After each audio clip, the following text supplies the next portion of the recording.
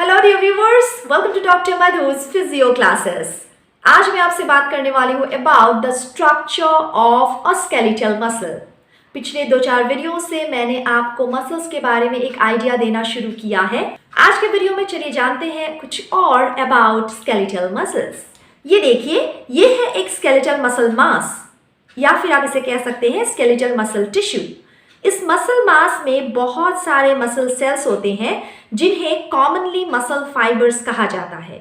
Muscle cells को muscle fibres इसलिए कहा जाता है क्योंकि ये लॉन्ग एंड स्लेंडर होते हैं इन स्ट्रक्चर। लॉन्ग एंड स्लेंडर यानी लंबे और पतले।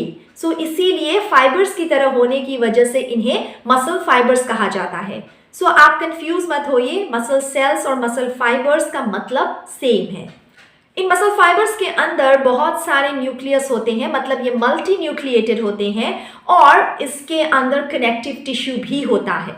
मैंने अपने पिछले वीडियो में आपसे बात की थी about the connective tissue which is present in skeletal muscles. मैंने आपको बताया था कि पूरे मसल को कवर करता है एपिमाइसियम और एक मसल फाइबर को कवर करता है एंडोमाइसियम।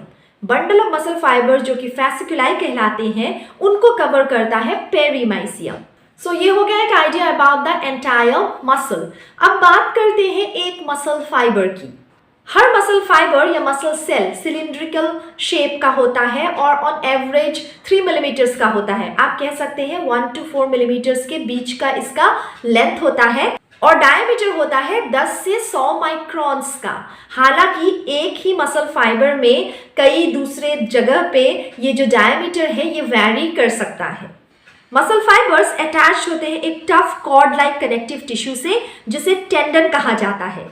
मतलब आप कह सकते हैं स्केलेटल मसल का जो टैपर्ड पार्ट होता है वो होता है टेंडन।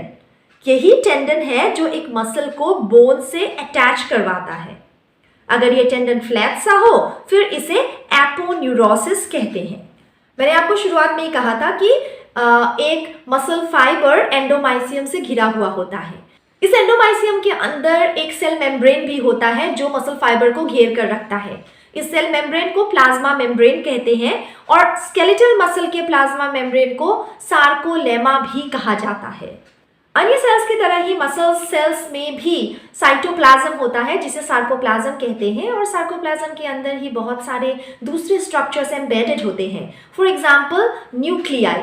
मैंने पहले ही आपको कहा है कि skeletal muscle fibres multi nucleated होते हैं, मतलब यहाँ पे बहुत सारे न्यूक्लियाई होते हैं और अन्य सेल्स की तरह जहाँ पे न्यूक्लियस अक्सर बीचों बीच होता है अंदर की ओर एक सेल के, यहाँ पे in case of skeletal muscle fibres ठीक सार्कोलेमा के नीचे ही ये जो न्यूक्लियस है ये प्रेजेंट होते हैं।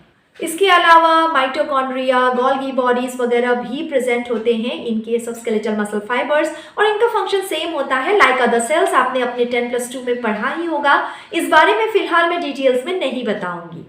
इसके अलावा मसल फाइबर के सार्कोप्लाज्म में through out the entire length of the muscle fibres कुछ बहुत ही थिन माइक्रोफिलामेंट्स होते हैं। पैरेलली प्रेजेंट होते हैं ये फिलामेंट्स और इन्हें मायोफिब्रिल्स भी कहा जाता है।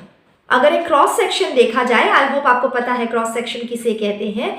जब एक क्रॉस सेक्शन देखा जाता है तो वहां पे ये मायोफिब्रिल्स एक दूसरे से सार्कोप्लाज्म द्वारा डिवाइडेड दिखे जाते हैं। अब अगर आप मसल कॉन्ट्रैक्शन कैसे होता है इसको समझना चाहें, इसके लिए आपको इस मायोफिब्रिल के माइक्रोस्कोपिक स्ट्रक्चर को समझना होगा।